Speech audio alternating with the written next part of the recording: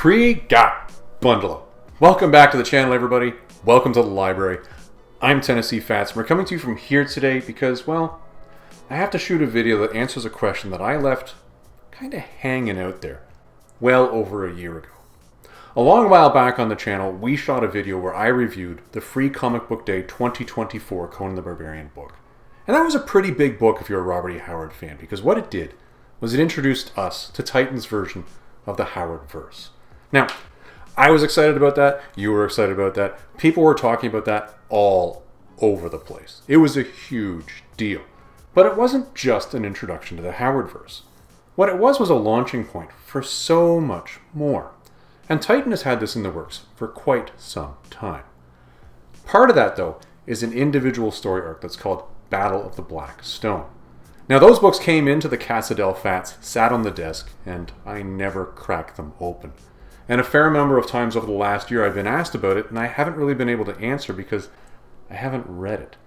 This last week, I decided to fix that problem. I sat down and read this whole story from front to back. 6 issues when you include Savage Sword number 4 and the Free Comic Book Day. And I also pulled out my novel as well, which was The Cult of the Obsidian Moon, to see if there was any real direct tie-in that I could shoot on that. Now, I've already shot another video on that Cult of the Obsidian Moon. I'll put a link in the description down below if you want to hear my thoughts on that. But today what we're going to do is we're going to go and do a deep dive into Battle of the Black Stone. Spoiler alert for you guys right now. I am going to walk through all of these stories, front to back. Not looking at the books directly, but showing you images as well as we go. If you don't want to know what happens in them, skip to the end where you just get to the point of Tennessee Fats, what did you think? The other thing I'm going to do along the way is every time I see a tie-in to a Robert E. Howard story that I know and I've read, one of his prose pieces, I'll stop action on the video and we'll walk through what that story was and how it ties in. So, as I've already alluded to, there will be a chapter at the end where I say, Tennessee Fats, what did you think? Should I go buy it? We do that on all these videos, so we have to include it there. This question's already a year old, though. Let's turn the camera around, let's sit down at the desk, let's get into the books.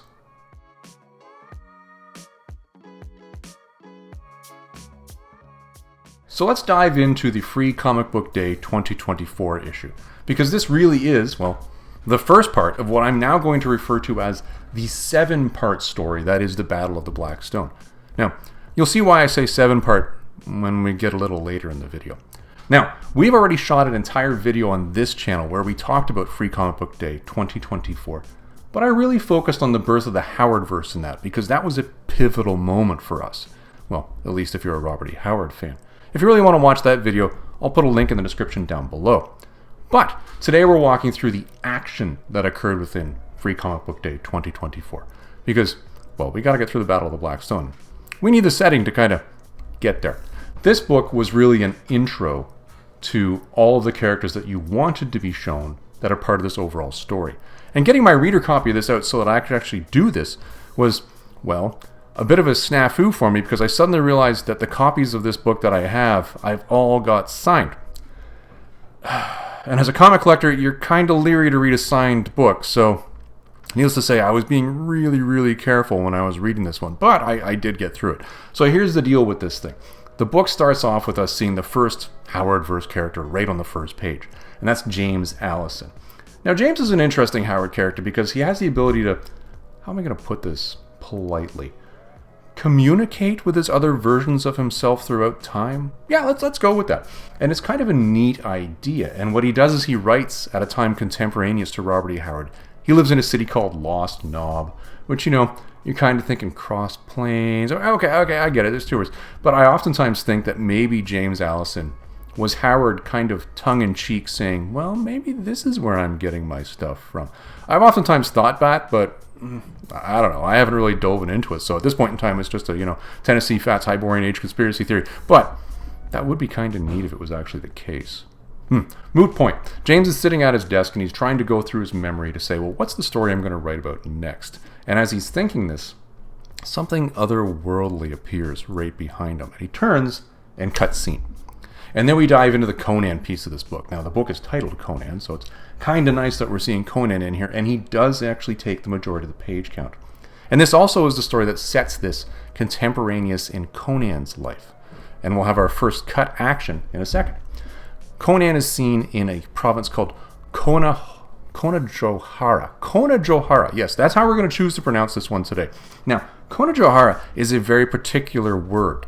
And if you're a Conan fan and a Robert E. Howard fan, you're going to recognize this for a reason. This now is where we have our first place setting in Conan's life, and our first reference to a Robert E. Howard prose piece. Konojohara is the newly annexed province that Aquilonia took when it expanded into Pictish territory. And Conan was working for the Aquilonians within this particular expansion at a particular fort in a story called Beyond the Black River. Now, Beyond the Black River is truly the story where you see the biggest sort of beast mode level of Conan.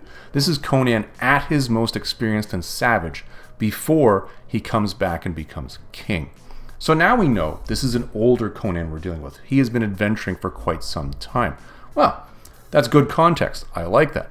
Conan is just prior to the events of Beyond the Black River. Great.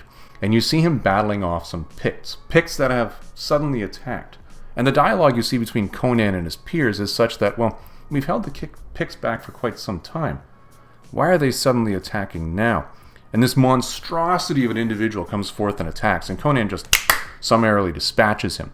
And as he's looking at him, kind of wondering, well, maybe it's this big guy here that kind of rallied them all together. He flips him over and he sees the medallion that this big guy's wearing around his neck. And he sees this symbol. And this is the sigil that then becomes so important for the rest of the story. And it's the eye. Now, this eye and the black stone are things we've seen alluded to. And Conan suddenly goes into almost a mental seizure about this. And he's forced back to remember all of the events of story arc number 1. Now, if you want to know what happened in story arc number 1, again, we shot a whole video about that. Link to it down below. He's also taken into the events that happened in story arc number 2, where he's actually possessed. And this really cool sort of introspective piece happens. But again, if you really want to know what happens there, link in the description down below. As he's dealing with this, and he's kind of dealing with the ramifications of these thoughts, we then see cutscene back to some other Howardverse characters that are now showcased. And you see Solomon Kane opening up a sarcophagus, and you see this mummy with the sigil on it. You see Dark Agnes looking in what I'm guessing is a room at some sort of hide that has a symbol etched upon it. You see Alborak sitting in standing more correctly, against a wall looking at this sigil again on the wall. And then you see Kirawan sitting and looking in a book and saying, oh, that's an interesting symbol. This is where we get our flash, and you get specific references to how each of these individuals are kind of seeing these sigils and what this sigil kind of means to them. But it's only just briefly done in the wording. If you've read it, you know. If you haven't read it and you're going through these spoiler sections anyways, I'm not going to spoil that particular part for you. Read it and you'll find out. This whole book then closes off with the introduction or reintroduction of Brissa. Now, this is a big one for me because I really do like this Brissa character, and I would like to see her get some more page count in Conan, at least in comics going forward. And Brissa somehow is standing in James Allison's wrecked out apartment, or wrecked out house more correctly, in a doorway in Lost Knob. Okay, how? And this is where this story ends. Really a cool introduction to a bunch of different ideas, and definitely a hook that grabs you as the reader and makes you go, well, what the heck is going to happen next? Now, you would think this is going to lead directly into Battle of the Blackstone number 1. Oh, no. No. The authors did a really good job here, and what they did was they said, nope, you need more vignette for each character. Let's head over to Savage Sword, and we'll dive into Savage Sword of Conan number 4.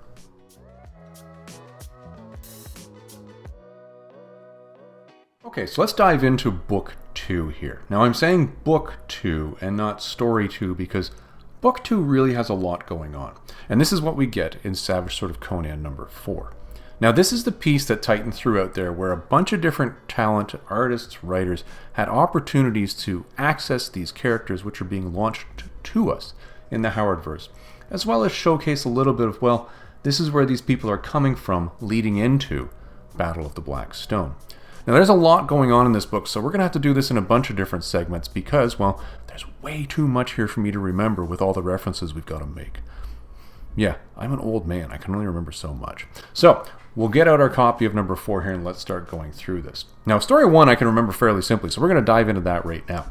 Story 1 starts with a Conan piece, and in the Conan piece, you're seeing visions, and you're wondering what's going on here. And effectively, you have Conan starting off, but he's regressing physically and a little bit mentally back in time. He's regressing back to something more primitive, a much larger, more furious version of himself. And he's seeing himself in front of a spire. Now, this spire is very similar to what we've already seen in the visions that Kull had in Titan Story Arc number 3. In his home village, which at the end of the day was all just a red herring because it wasn't even there. And in this, Conan, as the brute mode Conan, is being beset by other savages. And he's fighting them off with really some very bad odds, but he's successful in it. And he's starting to hear a voice behind him promising that with each kill he'll become stronger. And he does manage to fight them off, at which point in time he regresses back to his current form. And then he's tempted. And this is where you really get a sense of, okay, I think that he's being tempted by this black stone. Because that spire was there very specifically. And the spire is promising him, listen, all these things you dream of can be yours. And in this particular case, it's taking the physical form of women. And he's leaning into this. But at the same time, he's recognizing that, oh, if I don't do this, things are going bad. And as he's sort of having these thoughts about it, he then sees these visions of these females that he's around turning somewhat demonic. Things aren't going well, and he screams out loud. He's like, no, I am the master of my own destiny. I will do whatever I want. And as he comes back to himself, he finds himself still in the forest right after the battle that we saw in Free Comic Book Day 2024. Now, that was a lot of fun, but you really get a sense of, oh, is this all that was going on in Conan's head at the same time that we saw those memories also ramming through his head? Remember, in Free Comic Book Day 2024, we saw him seeing, well, basically going back to his battle with Brissa against that horde of the undead, him stabbing that skull underwater and that giant explosion that came out of it, and at the same time, his possession during the time when he actually came back into contact with a piece of the Black Stone. All those things are what we saw then, but now we're seeing more of the vision now. Conan then has a conversation with his peers, and they say, let's just go back to the fort. And he does say, yeah, no problem, let's go back. Now, what's the weird thing that ends this one off, though, is the fact that as he's walking away, and he's somewhat in a silhouette to the front of him, the sigil is in the middle of his chest, and it says, you've chosen well. Well, we saw him fighting this thought, or this demon, or this temptation in his head earlier, and he said no. So he's chosen well because he's chosen not to go with it?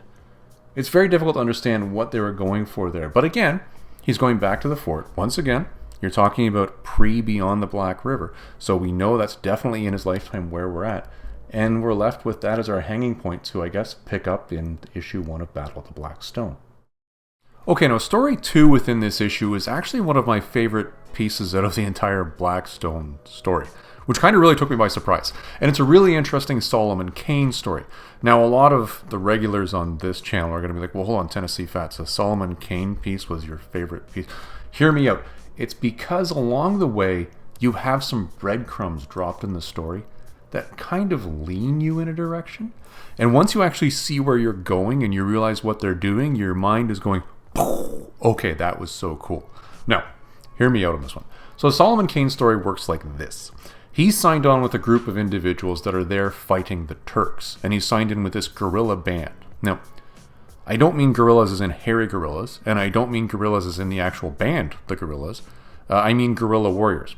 But in terms of Planet of the Apes, that phrase is probably misleading as well. Okay, he's working with a group of individuals who are attacking the Turkish supply lines. We'll go with that. And within this group, he's working for a captain. But Solomon Kane is a seasoned warrior. He has a lot of training and a lot of knowledge of tactics, of terrain, of a lot of things. But they're going through this strategic retreat. And Solomon Kane throughout this is wondering, why is this captain leading us here? Now the terrain is one of the actual first breadcrumbs you're picking up in this one, because at one point in the story they have to run up a cliffside along a path. The Turks arrive and they lose one of their band members while they're doing it. But you're seeing that we're dealing with this rocky, mountainous terrain. You've also been told this is somewhere in Transylvania. And then they have to do a rest for the night. And as they go to sleep, Solomon Kane once again is thinking, well, why are we doing this? And he says, this captain's going to have to answer for some things in the morning, because I'm not entirely cool with what we're doing. He goes to sleep and he wakes up to find the individual who's on watch is dead, his heart is missing, and just as he's discussing this with another member of their party, the Turks arrive and open fire. They retreat back, and as they retreat back, they run into the captain, who is covered in blood, holding the heart of Solomon Kane's, friend, for lack of a better word, and he's standing in front of a giant black spire, performing a ritual. Now, this black spire is the exact same image of the black spire you saw in the first story here, where Conan had his vision, and it's the same spire that we saw in Kull's vision in the third Titan story arc. And if you want to know more about that, I'll put a link to that third story arc down below in the description. That description's going to have a lot in it. Anyways, this individual is performing this ritual. Solomon Kane, who is a devout Christian, is not entirely cool with this, but the captain then explains, No. My ancestors actually worship this stone and sacrifice to it. I'm going to sacrifice to it because I'm going to bring forward this demon that's going to slaughter the Turks, because the Turks slaughtered my people. And this is the point in time when suddenly you as the reader go, stop action. What's happening here is you're actually walking into the story and the narrative that belongs to Robert E. Howard's The Black Stone, which is a very interesting story where an individual heads out into mountainous territory, which has previously been overrun by the Turks, because he wants to find this stone monument, which was witnessed by this poet who went mad after he spent a night sleeping there. And he wants to learn more about it. And he does actually have a horrendous vision when he's there, because he does spend a night there and does see a terrible scene in front of him in which the people are being tortured and a baby is brained against the stone. And then this giant creature arrives, which is described in very strange ways. The language doesn't actually tell you what it looks like, but a lot of people have read this and kind of thought this is some sort of frog creature, because it's described in a couple different ways. And it's interesting that when Marvel did their adaptation of this, which we actually covered recently in one of the 150 issues of Conan in 150 minutes, they depicted this as a frog as well. Well, this captain is actually successful. And when he's successful, the creature arrives. And it doesn't actually look like what Robert E. Howard described. It looks a little different. It's got one giant eye. I think that's supposed to be an eye. And it starts slaughtering everybody. And I mean everybody. Not just the Turks, but actually members of his own party. And Solomon Kane, again, not cool with a pagan ritual being done, and at the same time not cool with a demon that's slaughtering everything, warns the captain. He says, you need to stop this or I will kill you. The captain doesn't listen, and he does end up killing him. And when he kills him, it's interesting, he shoots him, and the scene is such that the actual detritus is the word I'm going to use, blows against the black stone. And it happens at a time prior to when the demon has been able to take full possession of its body in this plane. And as a result of that, everything just fades away. Solomon Kane passes out, and then he wakes up. All the bodies are gone. It's interesting. He makes a comment where he says, I kind of don't want to know where they went. And he wanders off. But once again, that spire is still there. A really interesting way where Solomon Kane is drawn into the story, and also blowing up that Robert E. Howard story of the Black Stone right in the narrative early in the overall tale. A really cool second piece to this Savage Sword issue. Okay, now story 3 in this issue is a really quick one, but it's another one that was, kind of a high point for me. And the reason why is because we now had the reintroduction in detail of Brissa. Now, there's an image right over there on the wall. I liked this when it came out, and I really liked the art in this when it came out, and I read this because I wanted to see more Brissa, and I made a whole video about that, and again, I'll put the link in the description down below. But this is a piece of background. Now, you remember when we went through Free Comic Book Day 2024, one of the things I said we saw there was Brissa suddenly appearing in James Allison's wrecked out house at the end of the story, and I thought, well, how the heck did she get there? This story is the explanation of how that happened.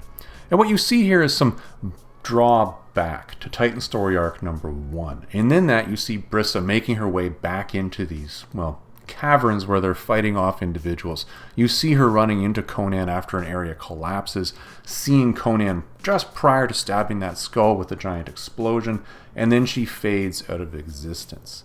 Now, the first image that I really liked in this story was, the one that's right over there, because it's suddenly Brissa coming back into print. But the next one that I thought was really neat at the time, and I actually purchased as well, was the one where she suddenly starts to fade out of existence. And this is really an introspective moment for Brissa, where you see her coming back now and she's running more into, well, really a sense of why she's doing what she's doing. I'm still somewhat confused at this point as to how this is happening, and maybe we'll come back and cycle back on that topic later. But after getting an intro of her tribe at the beginning and then into that whole catacomb thing, now we get her running into, well, this white space. She runs into the ghost of her own mother, who tells her that she needs to go on and continue the quest that she started. Now, really interesting observation here. And I don't know if this was intentional or not, and I think it may have been, because I'm getting a sense that nothing Titan does is accidental in these stories, is take a really quick, close look at the mother's eyes when she's saying that she needs to finish something that the mother started long ago. I'm getting a sense that those are snake eyes. Is it just me? It might just... I don't know. I really don't know. And she reaches out in this one after that whole conversation and grabs the spear. And as she grabs the spear, she suddenly realizes and she's back in physicality. And she's looking at the home of James Allison. And I guess that's just prior to where she walks into that final scene that we saw in Free Comic Book Day 2024. Not a lot more detail in that. We got a sense in here that clearly this is a Pictish thing, that this is an old thing, and clearly she's being sent on a mission to stop this black stone for a reason. But we don't really have more about that yet. And that's where story number 3 within this just stops. Story arc number 4 within this issue was where we now see more background between Conrad and Kirawan. Now, again, I'm excited to see Conrad and Kirawan in print. This is kind of a big deal because these two characters and the adventures that they seem to have, or at least that Robert E. Howard has always alluded to them having, sound pretty damn deep. Now, it's nice to see this kind of pulling things together, and I'll tell you how in a second. Conrad and Kirawan have been led into the desert, and I don't mean led as in they're being led into a trap or anything. I mean they've received a letter from their friend O'Donnell. And O'Donnell has written to them saying, hey, listen, I found something really interesting here. You guys want to come and check this out. And Conrad and Kirawan are having a discussion. They've got their guide with them. Conrad is, well, kind of concerned. And the way he's concerned, he's like, well, hold on. How did he even know about Stygia? And why is he saying this is something pre-Egyptian that might be Stygian? You didn't give him that book, did you? And Kirawan's like, well, in the quest of knowledge, no price is too high. And you're like, whoa. And it's funny because Conrad kind of turns around and makes an allusion to O'Donnell being similar to something like an Indiana Jones with dynamite. And that dynamite term actually becomes really important later. So this is where you as a Robert E. Howard fan, if you're interested in some of the other things that are non-Conan, would suddenly get triggered, and we're going to have another stop action here. The reason why we're having a stop action here is because O'Donnell is the name of the main character that was within Robert E. Howard's story, The Haunter of the Ring.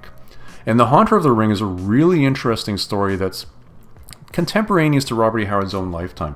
But it's got a certain item in it that draws back to the Hyborian Age and Hyborian Age mythos. And within that, O'Donnell is dealing with the same characters that we see within this story.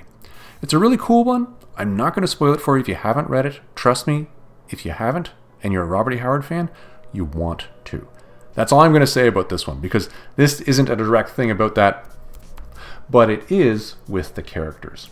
Anyways, they meander on into the desert and they do find their way to the actual site. And when they get to the site, none of the workers are there and their guide is concerned and they're concerned. And everybody's like, where is everybody?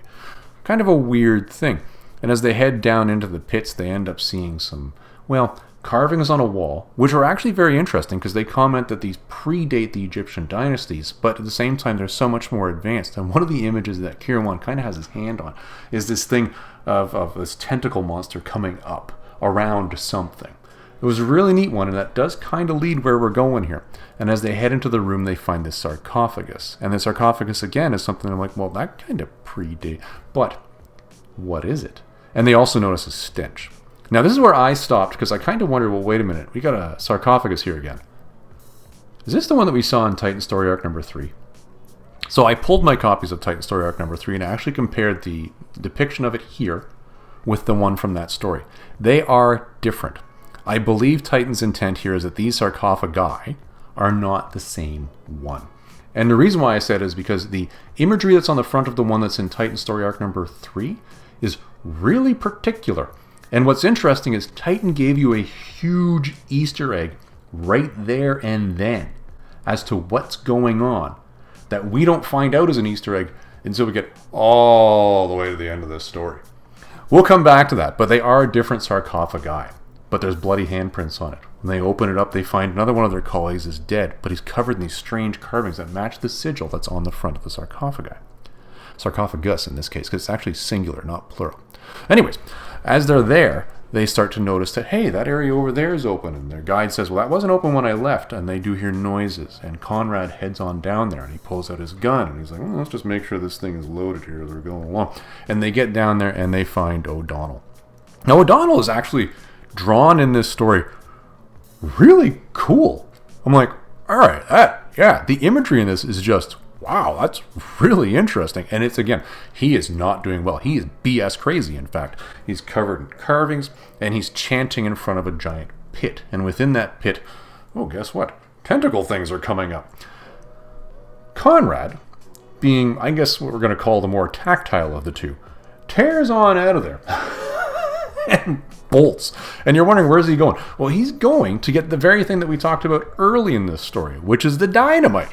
Now, Kirawan's saying, listen, O'Donnell, calm down. And O'Donnell's like, no, I'm totally going to sacrifice you to what's in that pit. And he's not looking normal.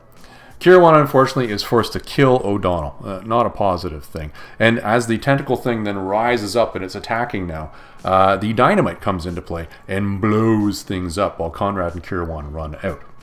Now, I think the intent here is that we as the reader are supposed to take from this that the entire room has been destroyed by this dynamite explosion.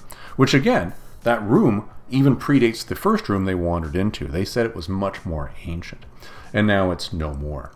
We find them outside now, sitting with members of the British government, or representatives of the British government, saying, our relationship with the Egyptian government isn't all that good right now. And there are 2 dead Americans here, and you're British nationals. You are getting escorted out of here right now, before this gets a lot worse. And Conrad and Kirawan don't really have much choice, and they leave.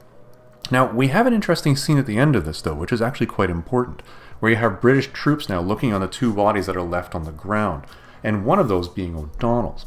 Now, one soldier mentions, hey, what's that in his hand? And you see a little black stone clutched in the dead man's hand. That's important. That will come back as an important point later. But we're just going to label it here.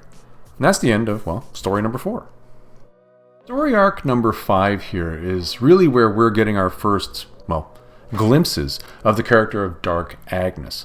Now, I'll freely admit at this point in time, Dark Agnes is probably the character that I know the least about out of all of these characters. I wish I knew more, but I haven't had a chance to read enough to actually get caught up on this one. So this story is actually really important for me because this is my first glimpse of Dark Agnes as a character to try to understand who is she, what makes her think and tick, and what's making her do what she does. So the story is one where she is now described as a swashbuckler. She's been trained as a sword master by an individual's name I don't recognize, but I'm guessing this is important with regards to her individual origin. And she's described as waiting for her friend Etienne. Now, Etienne has not shown up. And it's kind of interesting. I'm curious as to how big of a character Etienne is in Robert E. Howard's relationship to this character, Dark Agnes. Because you clearly get a sense that Etienne is probably not shown up because he's drunk in a bar somewhere, which gives you real character depiction of that person. And you're like, okay. But Dark Agnes has found herself wandering into a village where people are dying and the undead are rising. And all of the evidence has drawn her to an estate of a Grand Duke Kersonovich. I believe I'm saying that name correctly. Etienne is not present. She says, I need to solve this problem, which again gives us more, I guess, character information about Dark Agnes. She's pretty much somebody who wants to solve problems, and she's not going to wait around to do it. She breaks into the estate, goes into a room where there's a lot of really ancient things, and she recognizes a lot of the things around the room as way old. And she sees the sigil. Now that sigil is the thing that actually is drawing everybody together. We're seeing it in all of the stories. And it kind of matches where you saw that image that was at the end of Free Comic Book Day, where you saw her in a room, we assumed it was a room, looking at a hide that had the image on it. Well, suddenly she turns and there is the individual that I'm assuming is Duke Kersonovich, and he casts a sleep spell on her, and she's down. She finds herself now waking up, and I'm guessing this is going back and giving us the history of her. She's waking up and it's her wedding day. Her sister is talking to her. You need to go to your wedding. And here's a gift. It's a knife, which I'm guessing is something very particular and important to her origin. Again, I don't know. I'm just assuming this. And when she gets to the actual church service, she's expecting someone named Francois. Well, Francois is not there. Instead, there is another individual who I'm assuming, again, is the Duke Krasnovich. She injures the Duke, takes off, goes through a window, actually, which is a pretty cool shot, and then takes off. And in this, now, everybody is after her. Her own family members, the members of the village, the Duke's guard, and they're all saying that she needs to belong to the Duke, which is very specific language they're using. And along the way, as she's escaping, I believe at one point in time, I think she trips over a root. I believe that's actually what happens, and she ends up waking up in a body of water. Now, this is where we suddenly cut scene, and she comes back to, I guess, what we're now assuming is reality. Because Etienne is now there. You see him actually with a pirate eye patch, which is kind of cool. And they have some banter back and forth. And Etienne says, okay, great. Are we going out to, fight the Grand Turk now? Are we going to go make money as mercenaries? And she's like, no. We need to solve this problem. There's money here. And as they ride off, I'm assuming they're going back to the estate and they're going to deal with this Grand Duke Krasnovich. Kind of an interesting story. And I guess this really is my opportunity to learn more about Dark Agnes as we go. And also for other people who have never learned about this character. Now, I'm curious if there's actually a tie-in here to another Robert E. Howard story. The name Duke Krasnovich and this estate and the background story that goes with it, with people being dead and undead rising, I'm assuming this is a Robert E. Howard story. Unfortunately, it's one I just don't know. If you know what it is, down below, let me know. It'd be interesting for me to go and find it, read it, and then go, that's what's going on there. And that's story number 5. Okay, now this brings us to the last story that's in Savage Sword of Conan number 4, which is actually story number 6. That's a lot of stuff for one book, so good job packing it all in here, guys. Here's the deal. This is the fastest story in here. And I mean that as far as action goes and as far as pace goes. This thing just runs pure action all the way through the end with very little room for a reflective moment. There are some in there, but they're only given single panels, and we'll get there when we get there. Now, I do think this is actually a throwback to a Robert E. Howard prose piece that I've read that I recognize, but there are certain differences within this, so I'm just going to mention this when we get to the end of this particular segment. This story is an El Borak story, and he's been paid to rescue a certain prince. The story is actually narrated by that prince. And in this, he's being chased across the desert by 6 individuals who want that prince back. As he's tearing along, there's a description of him being well known, him being incredibly fast, that name being well deserved, but also the fact that he has intimate knowledge of the geography of the area. And as he's tearing along, he's leading directly to a set of ruins. Now, the reason why he's going there is because he's looking for any form of cover. There are 6 people after him. That's not good. When he gets there, the individual that he's rescued says, no, we can't go in here. Are you out of your flipping mind? And he's like, well, you can stay out here or die, or you can go in there and we can try to survive. And that logic kind of works, and in they go. When they're in, they're exploring, and El Borak has his first view of the sigil. And there's a moment where he just looks at it. And that's the moment of pause. And it's like, And you don't really get a sense that he's uncomfortable with it yet, but you clearly get a sense that he's now stopped, where everything's been action up until this point, and he's just looking. The 6 individuals do come in, because guess what? They're not terrified of these ruins, and there's an epic battle that occurs. El Borak is successful in dispatching these 6 individuals. I don't need to draw it out. And at the end of it, the question comes, well, do we stay here or do we go? And there's another moment of El Borak looking once again at that sigil, and then saying, no, we're leaving now. And that's the end of the story. Now, the part that I said is kind of an interesting throwback, because I do believe this story is quite similar to a story that Robert E. Howard wrote called The Fires of Ashurbanipal. Now, in that, though, it's a different character. It's not El Borak. There is a different secondary character, but it's similar because they, again, are led across a desert. They go into a set of ruins which have a variety of different carvings in them that are archaic and old. I believe there's even reference to an elephant god in there, which could be Yag-Kosha. I don't know. It's really interesting. It's similar, but different. But the overall theme is the same. Run through a desert, go into a set of ruins, battle off a bunch of people, leave. Kind of similar. Not sure, but I'm just labeling it there for you. And that brings us to a close for Savage Sword of Conan number 4.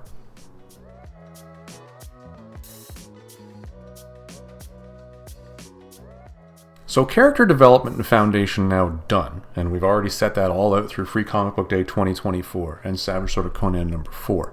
We're now ready to get into the first issue of the Battle of the Black Stone.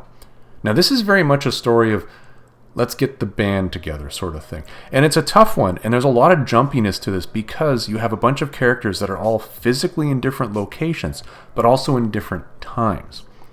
Now, they do a great job here of drawing a bunch of the time periods together that are contemporaneous, but it still comes across somewhat choppy. But I get where we're going here, and I understand why we're doing it. So let's start walking through this story. Be aware, we're going to be jumping. So the story starts off with Conrad and Kieran wandering into the Wanderers Club of all places. Now, the Wanderers Club is actually a very interesting thing. It's referred to repeatedly by Robert E. Howard in a bunch of his stories. You can Google it and find all the places where it has been referenced, because it's a fair number, and it's a pretty cool idea, but I won't spoil it for you here. They've wandered into this because they're there to meet El Borak, and you're told the time is 1936. You're like, okay, 1936, I gotcha. Wanderers Club, they've traveled there. Got it. They're there to see El Borak for a reason. Conrad has finally figured out where he recognized that symbol in Egypt from. Well, remember that in Savage Sword of Conan number 4, when they were looking at the sarcophagus, Conrad recognized it and said, I recognize this for some reason. And Kieran, I recognize this for some reason. But they can't place it. And the funny part about it is, they knew it wasn't from the wonderful book that we hear referenced all the time. It was from somewhere else. Actually, I think it was just Conrad that actually said he recognized it. Yeah, I think it was. Yeah, moot point. They finally figured it out. Time has passed. It was in the notes from El Borak on his adventures. So they're there to see him. Now, bear in mind, El Borak is now aged somewhat. If I remember correctly, that story that was at the end of Savage Sword of Conan number 4 was in 1919. So time has passed. We're now in 1936.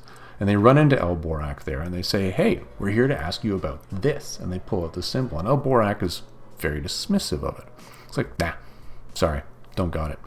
And this is where you start to see some character difference between Conrad and Kieran. Conrad, somewhat abrupt about it, like, grumbly, like, we came all this way for nothing.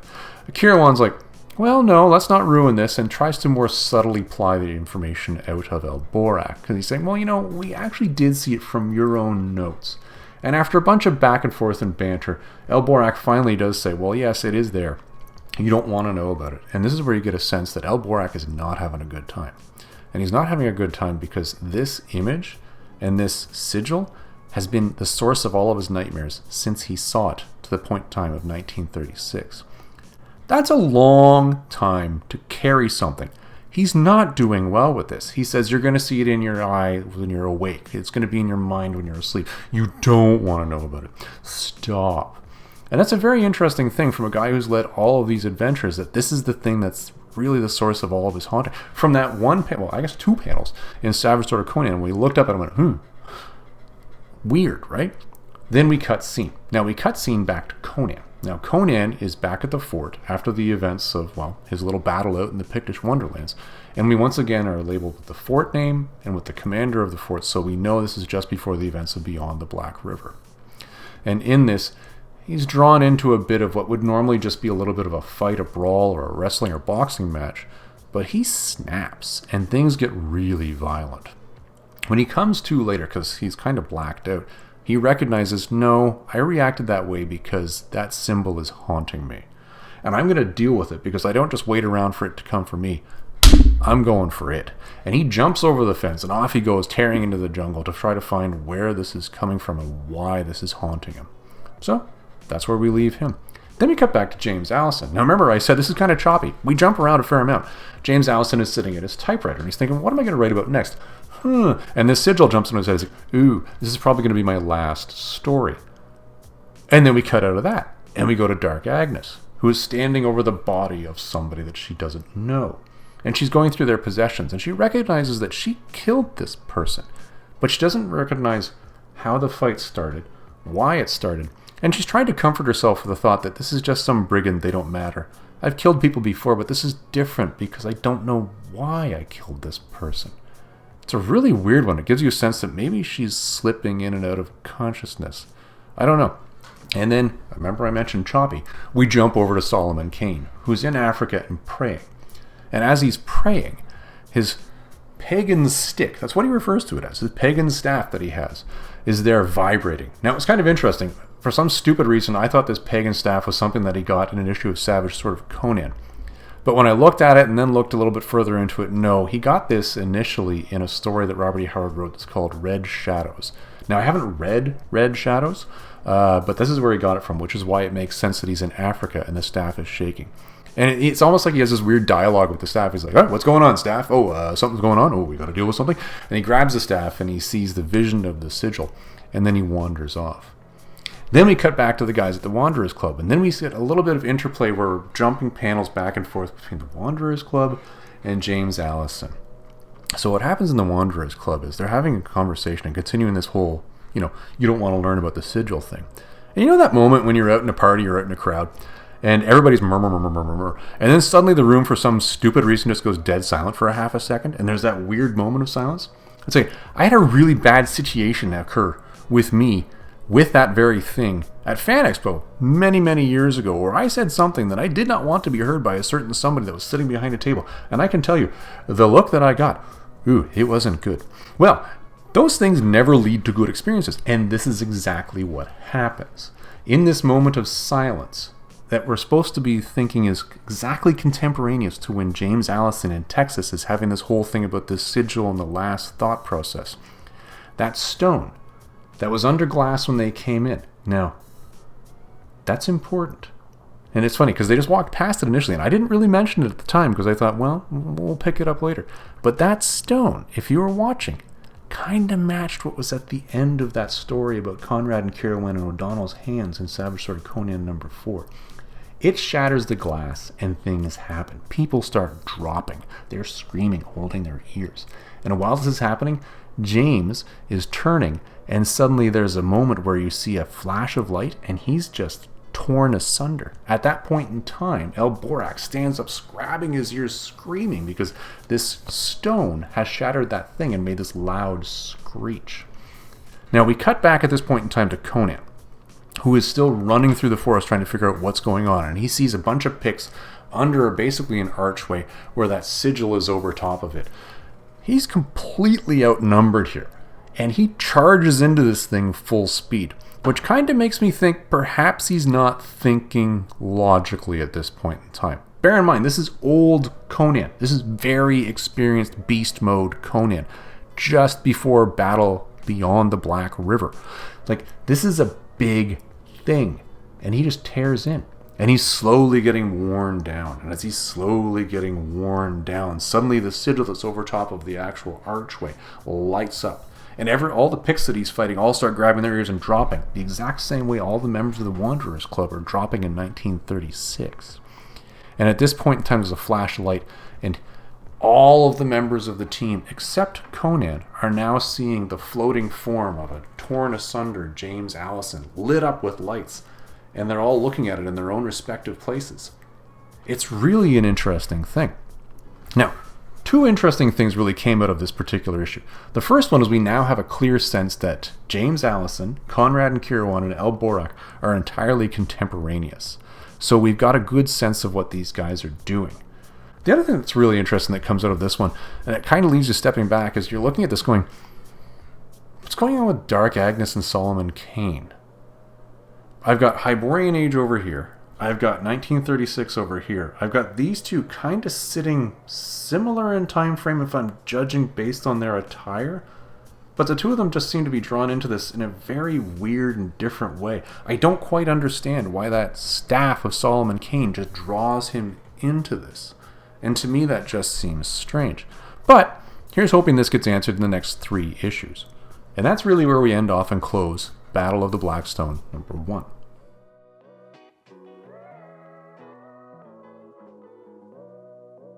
Blackstone number 2 is the issue where finally we get the band together.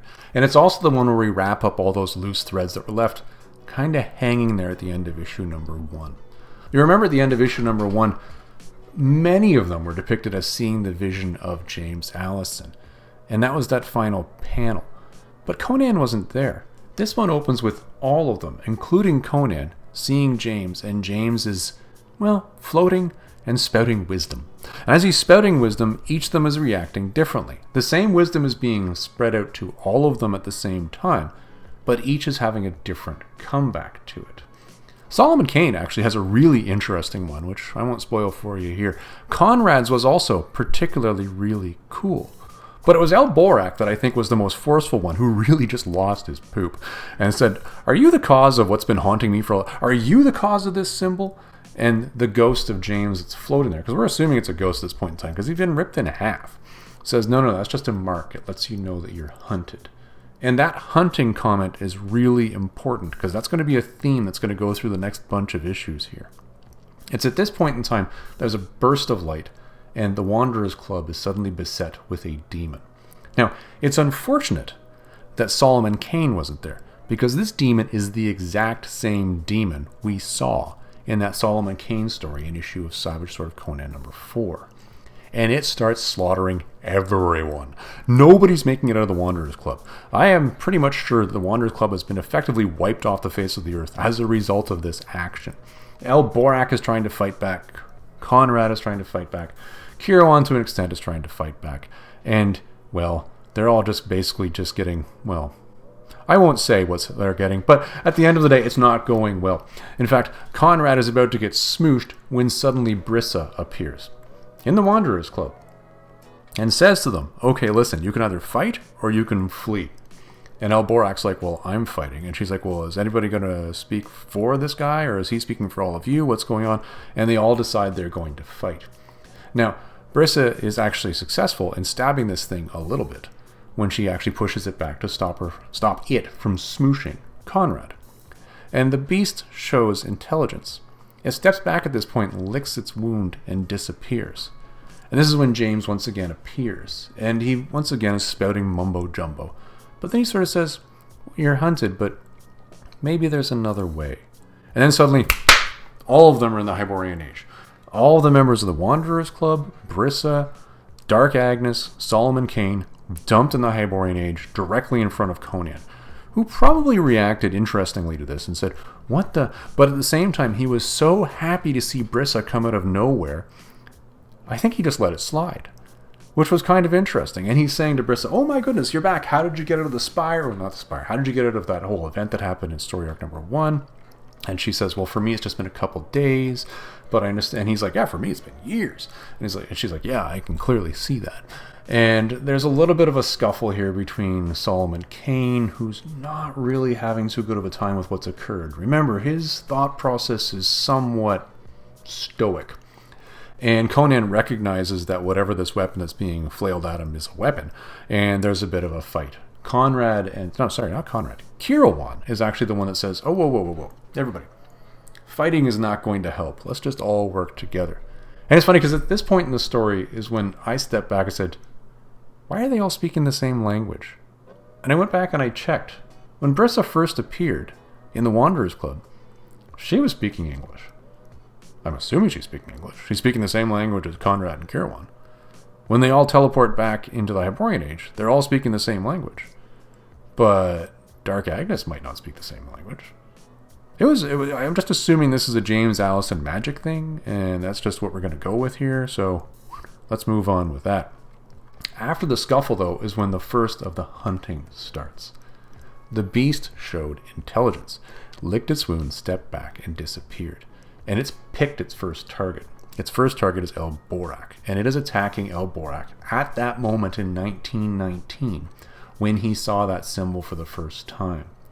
And it's attacking him while he's alone. And this is where we really get a sense that the beast is choosing now to hunt them down at points in time when they've seen the sigil, when they're alone and they can be taken out. Because I think the beast is actually a little bit worried about Brissa's spear. And Elborak does fight back valiantly. And it's funny because older Elborak is kind of looking back in his own memories at younger Elborak and going, you young buck, you just keep going. Because he knows he was faster when he was younger. And it's interesting that Elborak is successful in actually literally stabbing his sword down into the brain of the demon, where it stays for the rest of the entire story, just to make sure we're aware this is the same demon. It's not a different demon. That's the same one with a sword sticking out of his head. And unfortunately, although it would kill most things, it doesn't kill the demon. And the demon literally rips him in half. Now, what's kind of cool at this point in time, and kind of weird, is the fact that his body in the Hyborian Age now takes all the damage that he took in 1919 when he was young. So the body is suddenly ripped asunder. And they all look down on it going, ooh. Brissa then points out, because they're all looking at this somewhat stoically, this is the curse of my people. It's been cursing them for generations, and it goes through time. We are going to go and stop this. Conan, are you with me? And Conan says, I already promised you I am going to be with you till the end. And she's like, well, I appreciate that, and I'm going to be with you till the end. Bear in mind, he already had... We're going to stop. Stop right there. I'm not going down that rabbit hole today. And they turn to the rest of them and say, well, we know what we're doing. What are you guys doing? And they wander through that very gate that Conan was battling in front of at the end of issue number 1. And they just wander off. Now, I'm assuming here, at the end of this, that it's inferred that everybody's going with them. Now, the language thing was one very interesting thing in here that sort of made me go, they're all speaking the same language? Another thing that sort of made me step back and wonder was initially I thought that James Allison's spirit was kind of, well, maybe a recording? Wasn't really conscious? Because it just seemed to be saying the same thing. But it's when it said, but there could be another way, and it teleported them that I suddenly went, oh, okay, it probably is somewhat intelligent. An odd thing in here is, how did Brissa end up in the Wanderers Club? She initially was in James Allison's room, and James had already been killed at that point in time when there was just detritus all over the floor. Not even a body, just a leg, or a prosthetic leg. Did she somehow get teleported to the Wanderers Club when James first appeared there? Because I don't quite understand the timing of how that occurred, but I'm going to assume that that's what's occurring there. It's these weird little nuances to it that sort of make me go, okay. Now the final one in here that really made me wonder, though, was Brissa noted this was a curse of her people over time and for generations. But in Savage Sword of Conan number 4, we didn't have that conversation. What we had in there was her mother saying, you need to finish a quest that I started. So I'm thinking she's getting additional information here somewhere along the chain that we're not seeing in the comic itself. Also, I'm still wondering where that snake eye thing comes from in the mother vision from Savage Sword of Conan number 4. But I guess we'll wait until the next issues and see if we can get some resolution around that.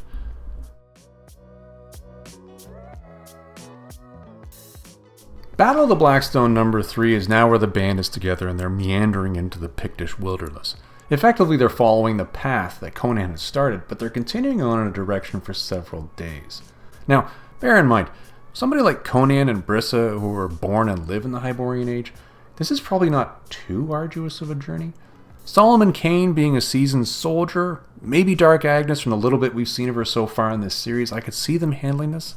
But Conrad and Kirwan, I don't really see how they'd be doing too well with this journey. Anyways, the journey goes on for 3 days in a rather uneventful manner. And I could go into a lot of details here, but I won't bother. What happens effectively is Conan and Brissa have a long conversation as they're going along. Brissa's still really impressed with Conan. And it's nice to see that this is still occurring and is still a character trait. Brissa says, because Conan is trying to figure out, hey, how did you end up here?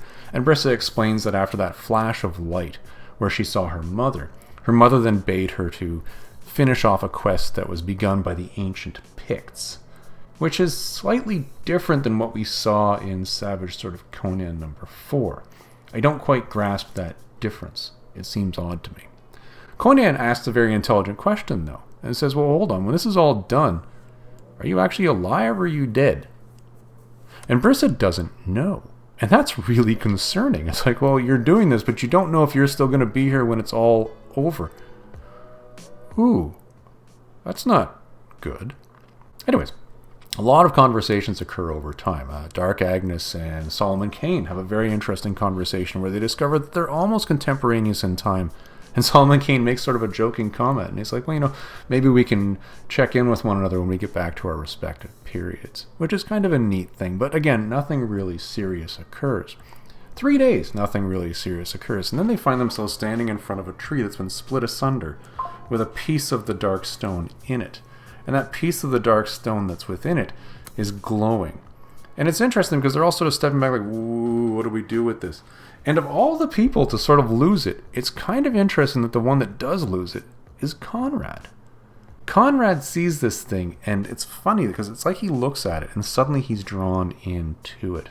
And he runs forward and he slams his hand on it and impales his own hand on this stone. And when he impales his hand on this stone, he's drawn back to a period in time. Now, this is where we do another stop action, because where he's drawn back to is something that I can label because I know it. And he's drawn back to the events that occur at the end of the story, Dig Me No Grave. Now, I'm not going to give you too much on this one, but I can tell you this much. He survives. Yeah. And there's a conflagration. Look up conflagration. You'll get where I'm going with on this one, but it is actually based on a Robert E. Howard prose piece. But now for some reason, the demon is there. And it is the same demon. Demon, sword sticking out of his head, is there, and it's attacking him.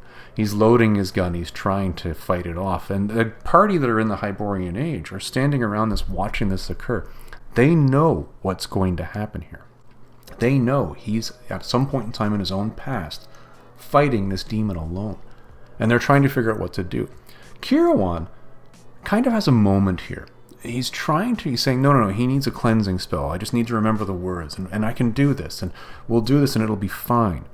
Conan, not quite as subtle as the cleansing spell, and takes out the axe to cut off his arm, because he's thinking, maybe if I break connection with the hand and the body, that suddenly this spell will be broken, and he'll be back in the present. Then we can just deal with, he's missing an arm. And Kirawan is still trying to beg them, no, wait, I can do this, but it's too late. Conan does succeed in cutting the arm, but it doesn't work. Poor Conrad does, in fact, die, and they're left sort of standing around shocked. And this is where we have a character that I don't know all that well suddenly go right off the rails and do something that just doesn't make sense. And this is where I'm going to use the word erratic. Dark Agnes goes nuts and decides, nope, I am not going to get hunted down. We are going to deal with this right now, even though everybody else in the party is like, whoa, whoa, whoa, whoa, and draws the symbol in the ground. Brissa screams, no, you can't do that. It'll draw the demon here. And guess what happens? The demon goes there. They all end up fighting the demon, with Dark Agnes really taking the lead on this one because she's the one that drew it in. Conan is also not backing down. He's going in full tilt on this. I am going to end this thing. Unfortunately, he takes a glancing blow and is wounded. We don't know the severity of that wound yet. And Dark Agnes continues to press the attack, and she's killed. Why? Why did she do this? The rest of the party now retreats. Bear in mind, we have just lost Conrad, and we have just lost Dark Agnes in one issue. One because, well, they fell in for the same hunting technique the demon used, and the other one because of, I don't know what. As they retreat, they go a safe distance away while Brissa is carrying Conan, and at the end of this, they make the unfortunate declaration, yeah, Conan is dead. What? That's how we end off issue number 3. Now, interesting things that are occurring in here. One, I don't understand Dark Agnes at all. Clearly, I don't get it, because I don't understand what the thought process was here. It doesn't make sense. It seems like she just snapped. And that might be the case. That might entirely be the case. And this could be something that this character could potentially do. Maybe I just don't know her well enough, but clearly that is what happened here. The other thing that's in here that kind of made me go, what? Is the sort of retconning of the conversation with Brissa and her mother.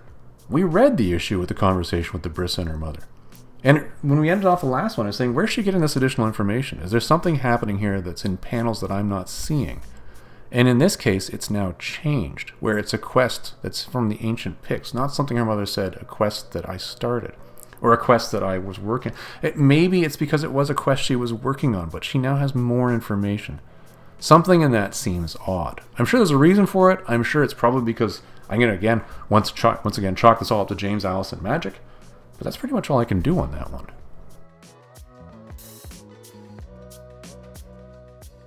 Battle of the Blackstone number 4 is really our big let's wrap this up issue in a tight little package. But unfortunately, it runs really, really fast. So let's dive into this and start picking it apart as we go. I'm going to run through the action first, and then we're going to come back and we're going to have a separate conversation where we talk about the wrap-up. The action is this. Issue 3 ended with a rather sad statement. Conan is dead. Now, I'm sure we've heard this many times before, but I guess he's dead. That's unfortunate. But the unfortunate side effect of that is Brissa, Solomon Kane, and Kirawan are all slowly crackling and fading away. And unfortunately, James Allison is there looking at this going, ooh. And Brissa's saying, well, what's going on? And they said, well, Conan is your tether to this time, and he's dead, so you're not tethered here anymore. And Brissa says, but I'm from this time. And this is a really interesting comment that James Allison said. He says, no. He says, death called you many years ago. And they recognize, we got to somehow fix this problem.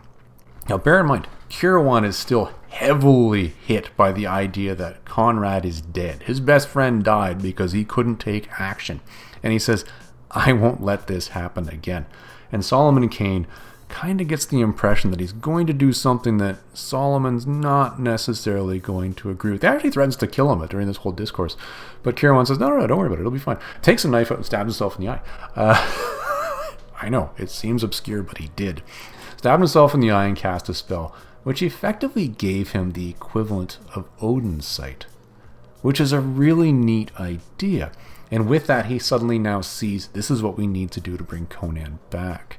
And through some mild, well, I'm going to call it cajoling, they actually do convince Solomon Kane to take part in it, and Conan suddenly booms back to life. And as he comes back, they all sort of look at one another, and they stop dissipating, and they're going to continue along their quest. The really interesting part about it is Kirawan is now very clear. I have this vision. It shows me things. Let's follow it. And they start following the path of generations of Picts that have gone before. And I'm assuming this is a generation of Picts that have gone before in the effort to end this blight in their culture. Not necessarily followers who have been turned by it, but people who are trying to fix it. People who are on a quest similar to what our party here is.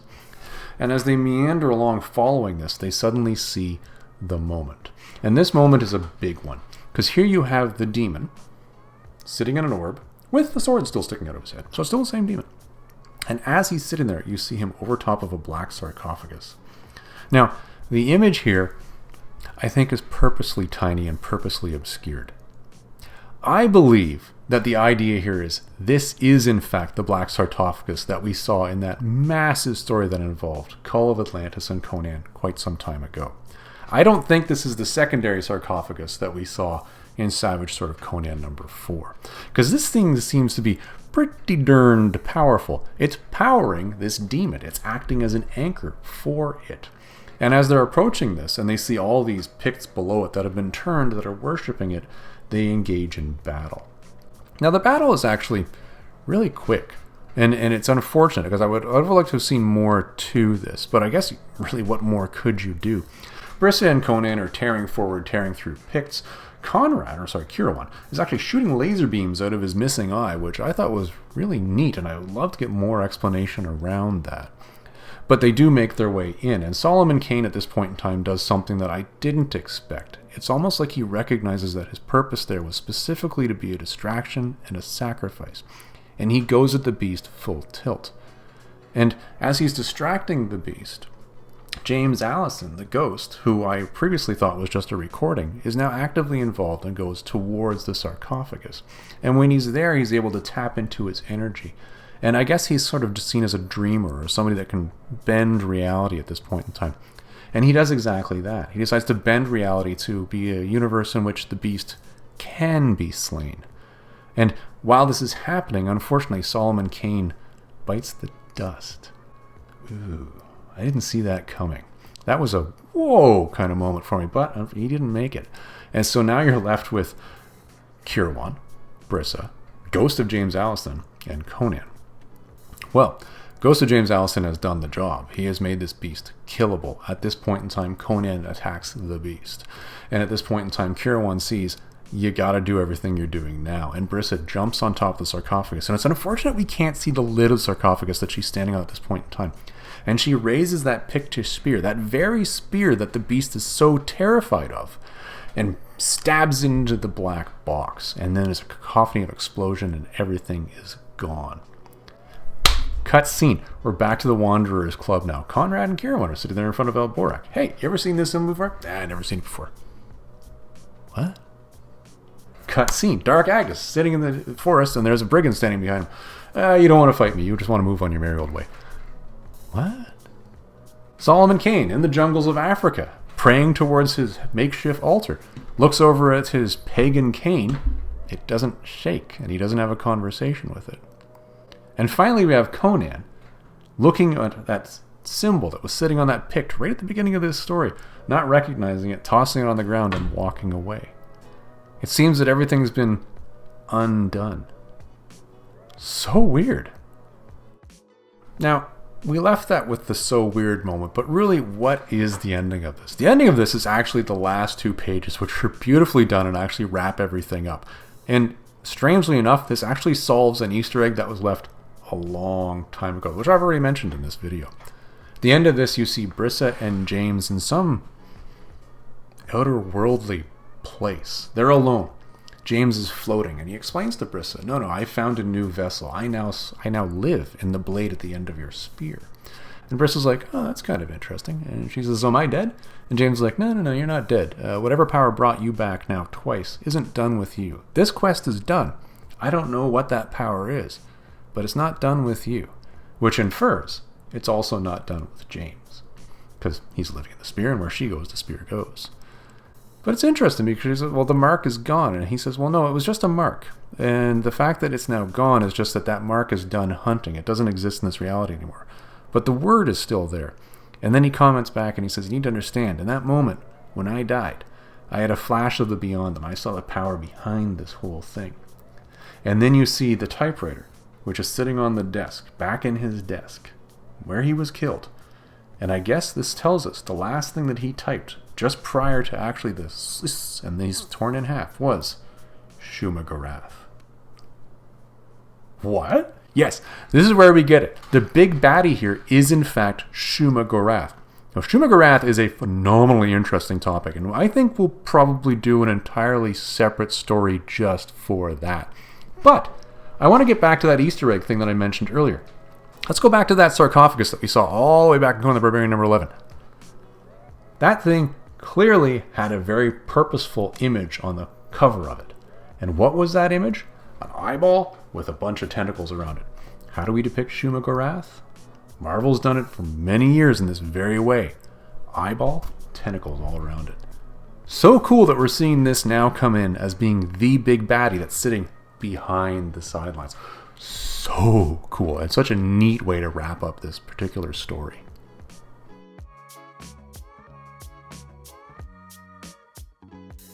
Okay, cut scene here for a second. Before we get to the wrap-up, we need to actually talk about something that I left also on the table quite some time ago.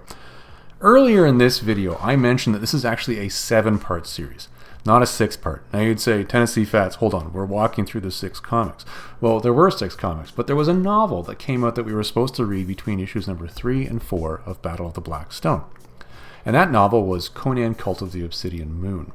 Now, I already shot a video about that, and we released it, and I'll put a link down below for you guys who are interested.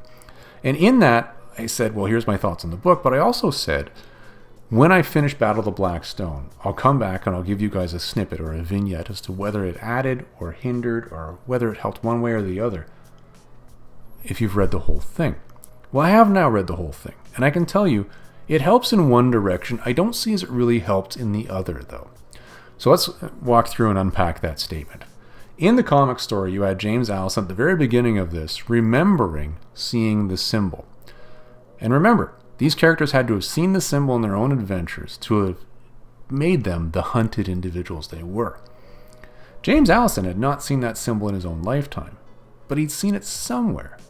Well, where he saw it was, in fact, in Conan, Cult of the Obsidian Moon. It was in one of his prior lives, and he saw it on that adventure with Conan. So, if you've read the novel, it does help answer that question that goes all the way back to Free Comic Book Day number 4, Free Comic Book Day 2024, and Savage Sword of Conan number 4, as well as the first issue of Battle of the Black Stone. But I can tell you this as well. Having not read any of those comics and reading Cult of the Obsidian Moon, I didn't see any feedback from those that helped me understand the novel better. The novel was a self-contained piece. Yes, it gave you a piece of information that helped the comic story, but the comic story did nothing to help it. So there you go. That answers and finishes that circle that I left unanswered all that time ago when I shot my video on Cult of the Obsidian Moon. All right, let's get into the wrap-up.